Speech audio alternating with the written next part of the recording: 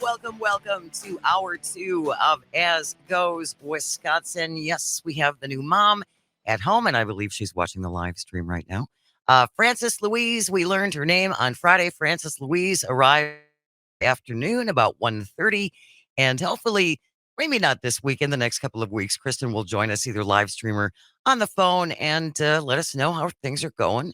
First couple weeks, I know she had some family in town this weekend, so that probably kept her busy. But she did share some new pictures with us, and she's adorable. She's just an adorable little bean, and I can't wait to meet her. You're going to cry. You are going to cry. I know I will. But that's okay. We are talking at the bottom of the hour at 11:30. We're going to talk about Wisconsin misconceptions and how people from other parts of the country view people who live in Wisconsin. And this all stems from an article that Dan Schaefer linked to this morning, our friend from the recombobulation area, talking about the Brewers' chances of winning the World Series. And the author of this article has some interesting takes on the city of Milwaukee and kind of Wisconsin in general. So we're going to kick around stereotypes, Wisconsin stereotypes, and other Wisconsin misconceptions coming up at 11:30. You can call and or text. Right now, though, the world domination of Taylor Swift continues, Greg Bach. Oh, and I'm here for it. It's incredible. Kansas City Chiefs tight end Travis Kelce's romance with pop star Taylor Swift finally showed up. Of course, she went to a game last week, and then she was at a game last night. And apparently,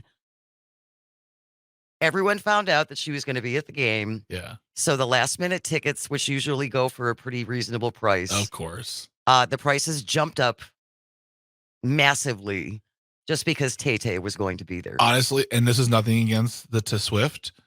If I found out that she was going to be there, I wouldn't go just because that I'd be like, oh, there are going to be so many people now. It's going to be craziness and, rambunctiousness. And I just, no, thank you. I'll watch it on my television. And all thatness. The 12-time Grammy winner is proven to bring a palpable economic impact wherever she goes. Her ongoing Eras tour is projected to generate $5 billion in consumer spending, and that's just in the U.S. $5 billion. It's just like a country. She's got her own GDP. She does. It's the TDP. The TDP. Oh God, I gotta write that down. That's going holy funny. That's so funny. It is remarkable, and this even extends to the sale of Travis Kelce's jerseys. Oh, yeah. TMZ Sports reports that Kelce jerseys are now selling like hotcakes after Sunday's game. Fanatics told TMZ Kelce is one of the 5 highest selling NFL jerseys over the last 24 hours and saw a 400% increase in sales just in that span. I mean, and then it will all come crashing down. Sorry, I don't mean to be cynical.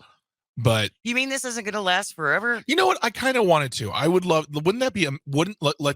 Okay. Let's take off our cynical / skeptical hats. Okay. We look terrible in multiple hats, anyways. Let's put on an optimistic hat. What if this is the romance that lasts forever? They're quirky. They're fun. He's funny and fun. She's awkward and fun, and they'll do songs together. What if that happens? I think that would be great. I think that'd be so sweet and adorable. I do too. I really do. And as you had pointed out, and I wasn't all that familiar with Travis Kelce, but he's a very talented tight end for the Chiefs. Won a Super Bowl a couple times, and he actually hosted Saturday Night Live a little bit ago. What was that, last year? Last season. Yep. Last season before the strike. Is that so? Let's take a listen to Travis Kelce as he's hosting SNL. Seriously, I'm honored that SNL asked me to host. I was nervous about doing a monologue, but then I remembered I'm pretty good with words. Like during games, I do these super eloquent pump-up speeches for my teammates. Please watch. More.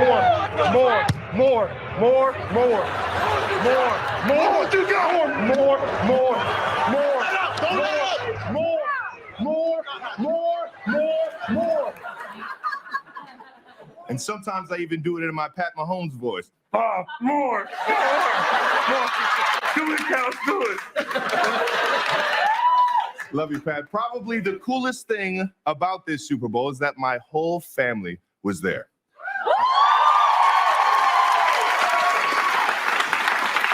I got to play against my brother Jason, who is an Eagle. And my mom was on TV more than both of us. And she was last night, too. Yeah. Mom was there, and Tay brought Blake Lively and Ryan Reynolds and Sophie Turner, and she had quite the squad with her. And it is interesting that in all of this coverage, it's like those people are nobodies. It's just all about Taylor Swift. I mean, Blake Lively and Ryan Reynolds are stars in their own right. Yeah, and Blake Lively's sister is an actor. And of course, proving your point, I can't remember her name right now, but she did star in the 1980s hit movie Teen Witch, which was not a hit. I just love the movie. But yeah, I mean, that's just, but I really can't dislike her. And I don't want to dislike her, but like that's sort of celebrity for me always just seems like, okay, I get it. Everyone loves you, but she just is funny and lovable, and she seems very kind and sweet. I mean, yes, she writes breakup songs about boyfriends, but a lot of people have been doing that for a long time. In fact, we got a text from the 262 that said, Greg, I think you should have a competition to write the lyrics to the songs T Swift will write once she's broken up with Travis. Oh. I won't do that. I'm not going to take part in heartbreak unless he deserves it. Well, if she writes a breakup song about him, you know he will deserve it. Ooh. At least according in her fans' mind. Yeah. And maybe this will spawn a whole new era of happy, positive, upbeat songs from Taylor Swift. Yeah, maybe. And do you know who's not upbeat about this though, Jane? The GOP. Which I find hilarious. Not so much the Travis her thing. I'm sure that probably rankles there. But there's yes, because he drinks Bud Light. No, he drinks Bud Light, but also she's getting people to vote. She's encouraging them to register to vote, I should say. Let's keep this very clear. She encourages people to register to vote. She got 35,000 new voter registrations. She encouraged them to do that. And the GOP people, they're getting all their hackles in a raise because they've said outright that if her fans register to vote and they vote, they could possibly lose elections. Well, she has 336 million followers on social media. Yeah. And so 35,000 is a great start. Mm-hmm. But yes, they're definitely afraid of her encouraging, especially younger people, to register to vote because traditionally, when younger people vote, that does not work out well for the Republican Party. And though she's made no clear stance on her politics, it's very much out there what she believes in. She does her best without coming out and just saying, I support this person. And if your fans love you to that extent, they're probably going to stand with your politics. And I mean, I'm half smiling here because I'm like, yeah. But also I'm like, also read books, kids. Yeah, read books and form your own opinions and vet your own candidates. Absolutely. Don't just vote for someone who tells you how to vote. She's not doing that. Again, at least not as far as I'm aware. And Greg, you and I have talked before about the video that is widely available if you haven't seen it yet, the discussion that she's having with her parents backstage about why she feels it is so important to take a stand. And she's from Tennessee. Marsha Blackburn is a congressperson from Tennessee who has put forward all kinds of anti-LGBTQ legislation and many other things like that. And so she also calls on her Christian faith and what she believes are the actions that an actual Christian should do. Yeah. And if you haven't seen it, I highly suggest you do a Google search for it. Just do Taylor Swift, mom and dad. Outtake. Yeah. And it should come up, but it's not like she's ever tried to quash that, or it's not like she's ever tried to stop that from being out there. And yeah, they're afraid, and they're afraid of young people, as they should be. Well, they're afraid of that. They're afraid of Taylor Swift. They're afraid of fair maps. They're afraid of voting. They're afraid of access to voting, making it easier to vote. They're afraid of all those things because they know the moment that those people they have spent a generation or 5 disenfranchising have the ability to easily vote and are informed on the candidates, I'm not saying that the Democrats are going to win forever, but what I'm saying is that those individuals, they're going to be packing their bags and they're going to be out the door. Well, and again, this goes back to their policies are not popular. Their policies do not resonate, especially with younger generations who are tired of having school shooting drills and Yeah. nothing comprehensive being done about gun violence in schools and just gun violence in general, reproductive rights, all of those things. The younger generations do not like the Republican policies. So rather than change the policies, they just want to make it harder for younger people to vote. Vivek Ramaswamy has said that on the campaign trail, that he thinks that we should raise the voting age to 25. What? Yeah, that we should raise the voting age to 25. And you can still serve. You can still serve in the military, but you can't vote. And I guess I would like to know his genius-informed idea on this.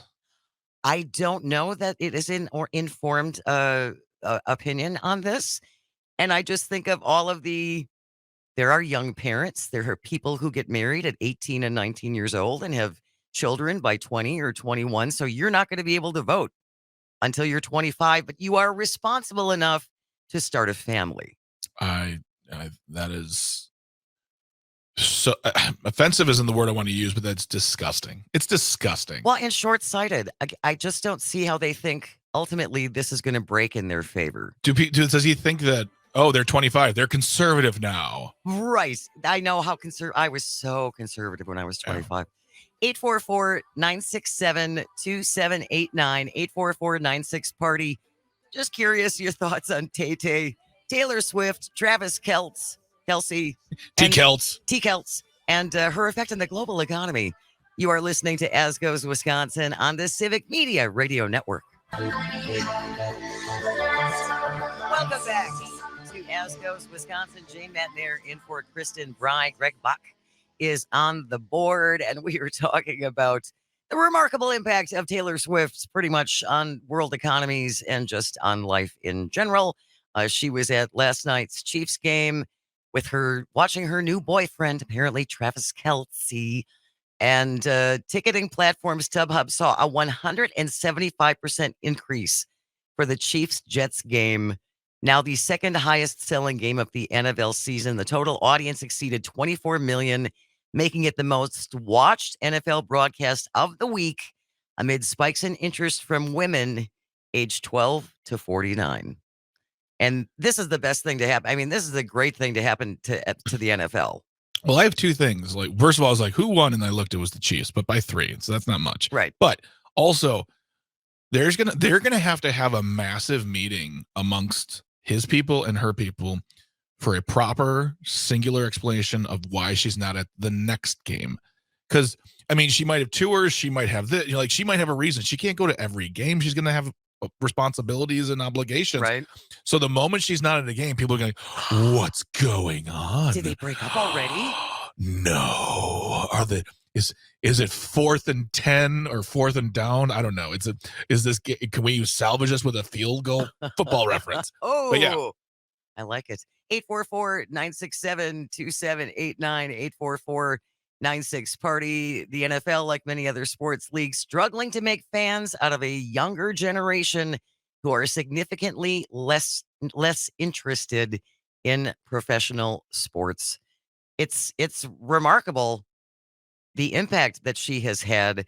Texter from the West from Middleton texting in, I hope for Travis's sake they don't break up because his ass is going to be grass. Ooh, it's getting spicy here with the language. Spicy language. Little spicy language. And then we were also talking about the Republican Party's efforts to make it more difficult for younger people to vote because young voters don't seem to be very taken with the policies of the Republican Party. It doesn't zhuzh their spirit. Ooh, zhuzh the spirit. It does not zhuzh the spirit. Texture from the 224. Greg, remember the GOP is not weak and does not live in fear. We got the other one too. They actually answered the question with regard to Vivek Ramaswamy. Yes.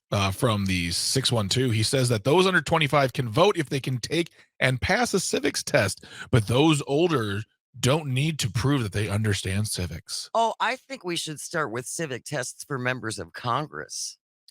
Yeah, and then let's hold immediate elections. Yes. I think teaching civics is a wonderful I- idea. I would love to take a civics class. There's a lot that I don't know. It's so much fun to learn and listen and refresh, and Yeah. the process is, believe it or not, very beautiful and amazing. It can be boring, very boring sometimes, but those little things, it's very, very cool. And finally, from the 419, who fumbled the ball in this relationship? Football reference. That's a good one. That's a good Solid, solid text right there. And from the 262, my daughters are 8 and 11, and they watched part of 2 games yesterday because of the Toy Story game in the morning. I'm not sure what that means. And then watching Taylor at night when she was at the Chiefs game. That's how they get you. I mean, and that might be the thing, and that's great. You know what? If the NFL wants to use this, cool. I mean, it is hurting no one. It's sweet. It's fun. If kids are watching, yes, I'm in it. Maybe you'll just become a Chiefs fan. I don't know. Well, the only thing, and I'm sure she realizes this because she's a pretty savvy human being. But if he has a bad game, it's all going to be on her. Oh, completely. Yeah, they'll blame her. Blame her. Mm-hmm. What's going on? Why did he fumble? Why did he drop that? Whatever. He fell and hurt himself. It's Taylor Swift's fault. I'm sure she's prepared for that. I'm sure her people are prepared for that. We always heard that with Aaron Rodgers whenever he was dating whichever Olivia Munn or whoever, and if he had a bad game, and then all of a sudden it's the other person in the relationship. It's always their fault. 844-967-2789, 844-96-PARTY. We're going to go to the phones. We have Troy in Mount Horeb. Good morning, Troy. Thank you so much for joining us. What do you want to say? Oh, so you referenced the Toy Story game.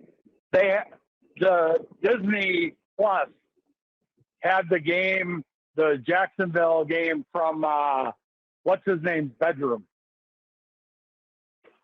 From what's his name's bedroom? Hello? Andy? The kid in the movie. Yeah, Andy's bedroom. Oh. So they had these little figures.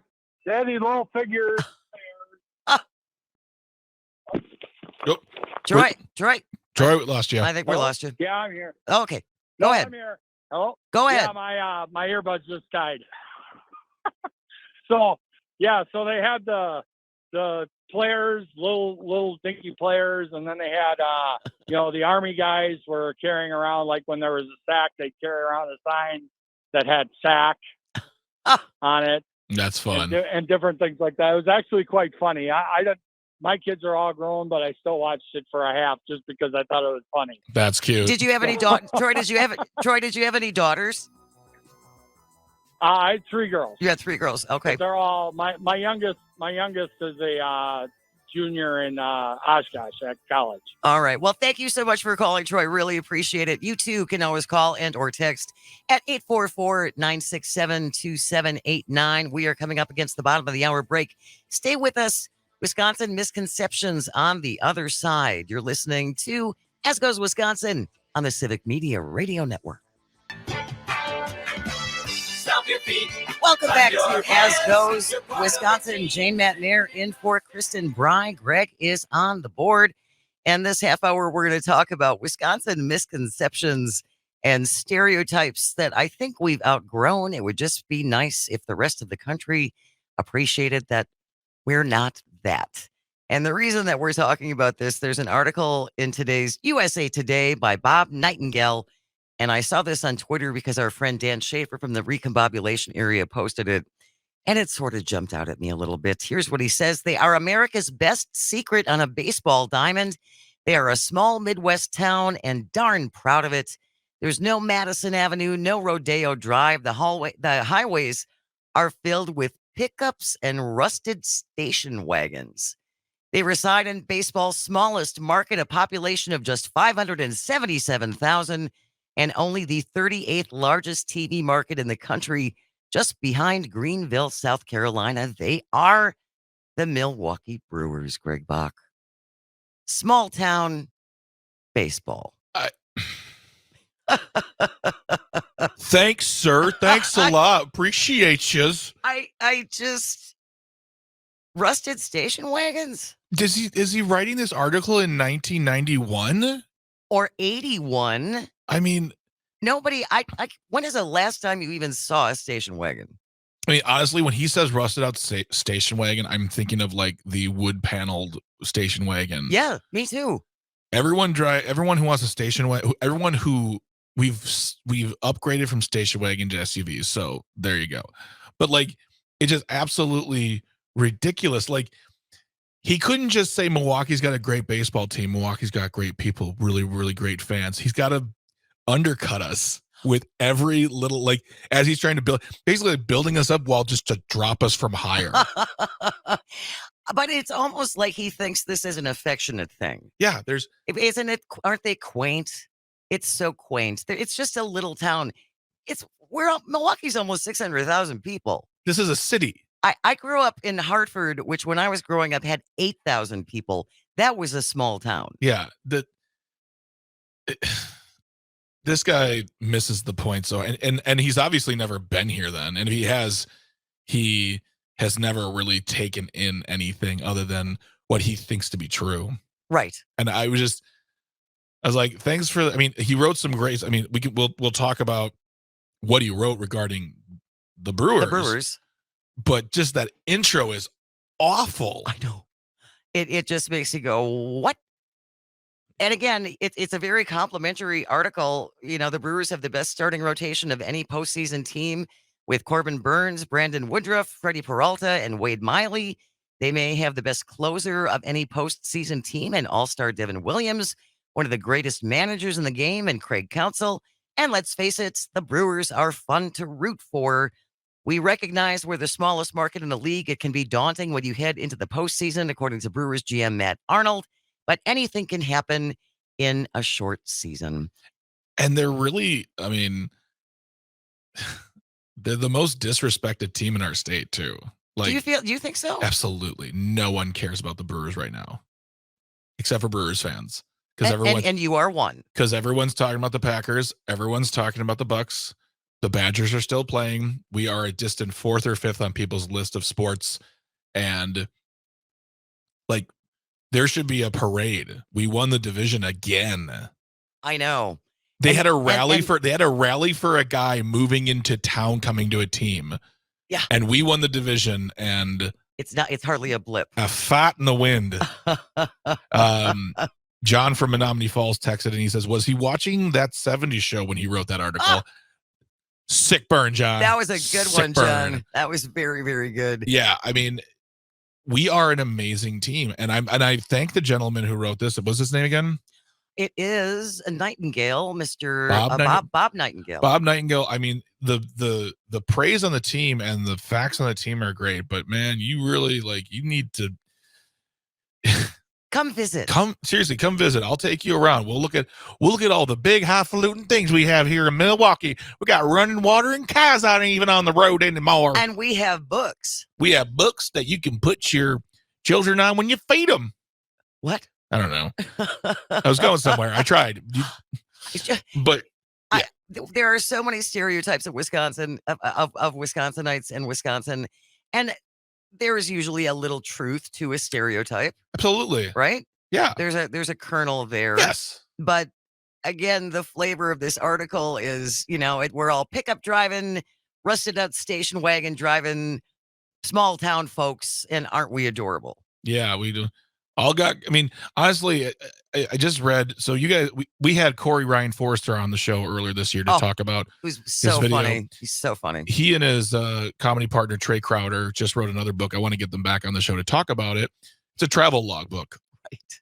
And a lot of times the things they're talking about with regard to the South, it's sort of cooked in the same batter that people talk about us. Like we don't of course we don't have the twang. We have the I don't know a single human who speaks like that.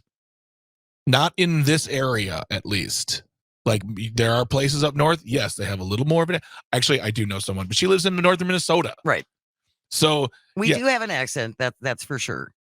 Which I never hear, which I never hear because whatever. But my point is we're painted as northern versions of rednecks. Of Southerners. Yeah, exactly. So we're northern rednecks. Yeah, we're blue necks because it's cold here. But and so it just bums me out, honestly, because in comedy I go to different states and they'll be like, oh, you guys love your cheese and beer and sausage. I'm like, yeah, we have all of those things. That is absolutely true. But we also have art and we have commerce and we have comedy and music and we have beautiful things happening all the time, all over the state. And they like to think like, if I don't drive an hour in any direction, I'm not going to find the exact same thing in their state. Right. Especially, I mean, of course, the coasts. The coasts are the worst. New York and LA, they're the worst. And when Chicago starts to lose, as my friend would say, start to forget their raisin, they're acting like, oh, Wisconsin, Milwaukee. Like, dude, you guys are Chicago, Illinois. Yeah, you have people, but it's cold there. You eat, you drink like us. Please stop acting. Stop acting up. Like you're so much better than us. Yeah, because you're just jealous. You're not New York. 844-967-2789, 844-96-PARTY. You can call and or text. You can also comment on the live stream. We have Scott McKellen checking in on the stream. I lived in Greenville, South Carolina for 4 months last year. Milwaukee is nothing like that in size, feel, mannerisms, nothing. Yeah. And nothing wrong with Greenville, South Carolina. I'm sure it's lovely. I would love to visit that area. I have never been there. What are your Wisconsin misconceptions that drive you crazy that people just think, yeah, that's the way it is there? And as you said, we all talk like that. Do you have one, Jane, that just sets you on your teeth? It's like we all have cows. Yep. Everyone has their own cow. Yep. And I like cows. They're cute. They are cute, but we don't all have cows. And there are jobs other than dairy farming. I would say a majority of us don't have cows. Shocking. In the state that has 5 million plus people. And almost 600,000 in Milwaukee. Yeah. What a sweet, quaint little town that is. Little town. You know, I grew up in Milwaukee. I remember going to the general store. Only one traffic light there in Milwaukee. Right. I mean, car crashes all the time, but just one traffic light. Everyone knew your name. The cops didn't even carry. It was like Mayberry, you know, just it was homey. It was nice and it was quiet. Just quiet. And again, the article by this wonderful man, Bob Nightingale, in USA Today is very complimentary about the Brewers and their chances for winning the World Series, which would really be something. It would be, I don't know what I would do with myself if the Brewers won the World Series. I don't know. I would be happy that I've never felt before, because I remember I've watched two Packer Super Bowls, and it was very exciting, but the Brewers winning, because we talked about this last week, how much I love baseball. Yes. And I would just be over the moon, crazy, excited, happy. I'd be talking about it for weeks. And it would be amazing. And the city would go crazy. And the Brewers would finally get the respect I think they so richly deserve. You know, I mean, this is, according to this article, this is the 6th consecutive year they have won at least 86 games in a full season, surpassed only by the Dodgers and the Astros. Their 572 victories since 2017 are the 3rd most in the National League. Mm-hmm. With the best pitching, one of the best closers in the league.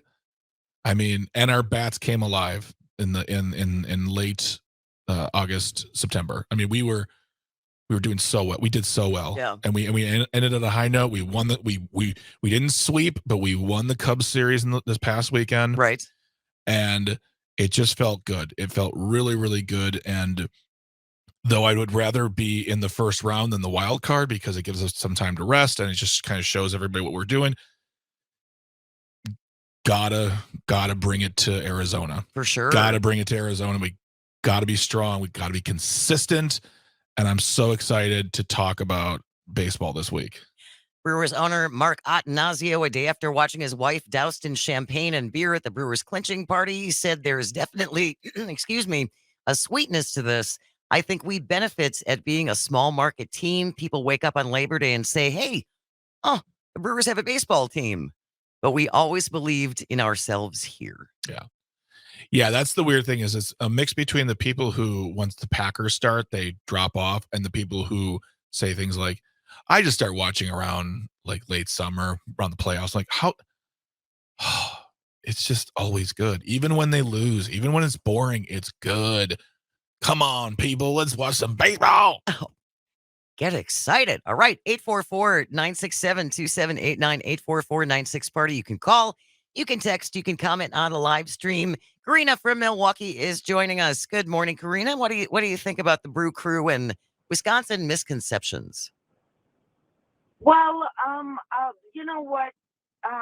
There's one misconception I really have to ask you about. How come you call it world champion? It's only America. Canada's nope. Canada's a part of it. Thank you. Canada? Canada. They have the Toronto Blue Jays.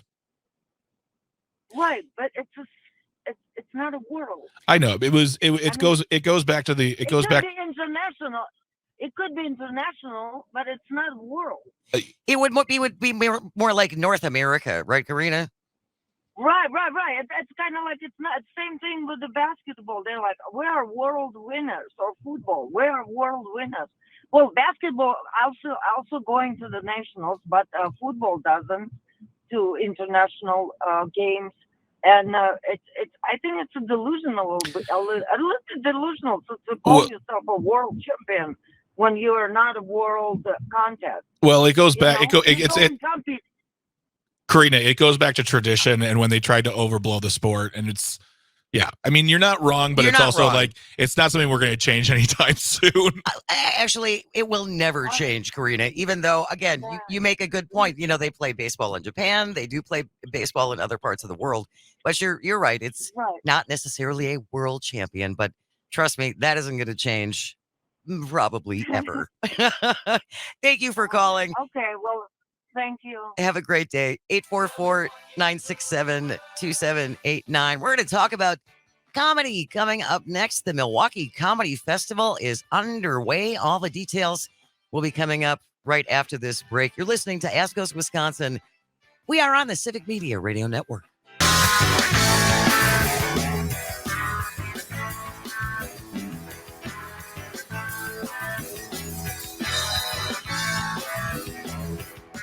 Welcome back to As Goes Wisconsin. Jane Matnair filling in for Kristen Bry. Greg Bacchus here on the board. I like that. What was that bumper tune there, Greg Bacchus? That's a song called... Oh, can you hear me? There we go. There we go. Yeah. That's a song called Chalk Dust Torture by the band Fish. Oh, it's a Fish song. It's a Fish song. They got some rockin' tunes. Yeah, like it. Hey, you had a very busy weekend. Oh, so very busy. I mean, I'm a working man. I'm a traveling man. I'm a loving man. Yes. And you're a funny man. Thank you. Yeah. So yeah, I did. So yesterday we kicked off the 18th Milwaukee Comedy Festival, one of the nation's oldest comedy festivals. In fact, I was going to venture to say it's one of the oldest comedy festivals in the world. Wow. At 18 years old. They don't last a long time. You got JFL, it's been around a long time, the Melbourne Comedy Festival, but what do you attribute to your longevity? The inability to quit and a stupidity we're gluttons for punishment. We're just stubborn morons. Yeah, basically. No, we like doing it. We're good at it, and we bring in great people. And last night was no exception at Lakefront Brewery. We had a nearly packed house. Kelly Ryan, who is fantastic out of LA, came and headlined, and we got off to a great start. And we're going to keep it going tonight with the Roast of Milwaukee, which you can find out about by going to Milwaukee Record or mkecomedyfest.com. Milwaukee Record is the ones who put on the roast. That's Tyler and Matt from Milwaukee Record. It's a fun panel of people just making fun of Milwaukee. That's priceless. And that's actually the impetus of our friend Ryan Mason. He did his Ron Johnson. And what was funny about that is at one point he ran into the bathroom like, what's going on? And he came out, he had dumped baby powder on his head to give himself a gray look. But the roast is tonight at the Cooperage in Milwaukee. Tickets, I believe, are still available. If not, I'm a liar and deal with it. The tickets are available for most of the Milwaukee Comedy Festival show still, but they are selling. And we have headliners like Todd Barry at the Shank Hall. We have Kyle Kinane at the Pabst Theater, Dave Stone at the Laughing Tap. Those are all available at mkecomedyfest.com. And just come on out. You have a great time. If you don't want to come to a headliner show like that, see one of our other headliners from the region or the nation. We're going to have a wonderful, wonderful time. Tickets are very, very affordable. They are very affordable. The most expensive ticket is $35, and that's for the Pabst Theater. Oh, man, that's such a good deal. Yeah. So. It really, really is. And there is nothing like watching comedy live. I will watch lots of clips of comics on YouTube and stuff like that, and it's very enjoyable, and I'll watch stand-up specials. But there is something particular about comedy and being with a group and laughing hysterically and just that shared group experience that's really like nothing else. It's communal. It's fun. Communal it makes joy. You feel good. Yeah. I talked about that. The Shepherd Express interviewed me last week, and that article is available right now. I'll even put, you know what? I'll put it in the show notes. Oh, yeah. And I talk about that, whether you're watching improv or sketch or stand-up, it's always a community feel. It's always an all-in experience. And at the end of the day and the end of the show, if you had a good set, people coming up to you and saying, good show, I really liked it. That means a lot. That means a lot because you've impacted their day. Yep. And they might talk about you the next day or check out a clip or come to your next show or see more comedy. That's important. That's live art. That's art. And no one can dispute me. It is art. I would never dispute you on that. It absolutely is. And with all of these comics that you've met from all over the country over the years, Greg, when they leave Milwaukee, what is their impression of our sweet, small, rusted station wagon kind of town? Our podunk backwater fishing trawl town. Honestly, a lot of them come in with the misconceptions or no conception whatsoever, and they're always pleasantly surprised. The walkability of the city, the prices, because a lot of them are coming from Denver, Chicago, New York, Los Angeles. And they're not used to the lower tax rate. They're not used to the parking expense. They're not used to buying a beer for less than $10. Yeah. So, and they're always very taken aback by the politeness and the joy that people seem to have. Like, especially we're just very polite people. We can be passive aggressive. That's fine. But the point is, we're very nice people. We're very inviting people. That Midwestern polite, that would Midwestern nice. Excuse me. But there's always high praises for the city on the whole. That's wonderful. Yeah. That's good to know. And they take that attitude back to their friends. Exactly. And spread the word that we have cars and shoes and plumbing. And not one, but 2 McDonald's.